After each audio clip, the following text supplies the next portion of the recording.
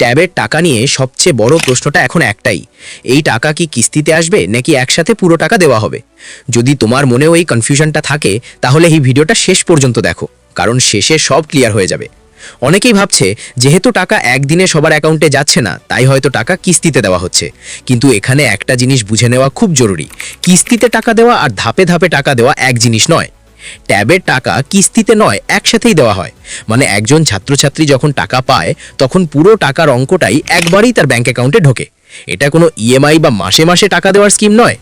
তাহলে কেন সবাই একদিনে টাকা পাচ্ছে না? কারণ সরকার একসাথে লক্ষ লক্ষ ছাত্রছাত্রীর অ্যাকাউন্টে টাকা পাঠায় না।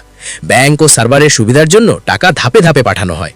তাই কারো আজ আসে, কারো কাল আসে, আবার কারো একটু দেরিও হতে পারে। এখানে একটা গুরুত্বপূর্ণ কথা মনে রাখো, যদি তোমার অ্যাকাউন্টে টাকা আসে সেটা একবারেই ফুল অ্যামাউন্ট হবে, আলাদা করে দ্বিতীয় কিস্তির জন্য অপেক্ষা করার দরকার নেই। তাই আজ যদি টাকা না আসে তাহলে ধরে নিও না যে তুমি কিস্তিতে টাকা পাবে। একটু সময় দাও, নিয়মিত অ্যাকাউন্ট চেক করো, আর আতঙ্কে ভুল সিদ্ধান্ত নিও না।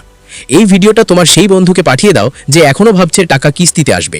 নিয়মিত এমন পরিষ্কার ও গুজবমুক্ত আপডেট পেতে চ্যানেলটা সাবস্ক্রাইব করে রাখো। কমেন্টে জানাও তোমার টাকা এসেছে কিনা।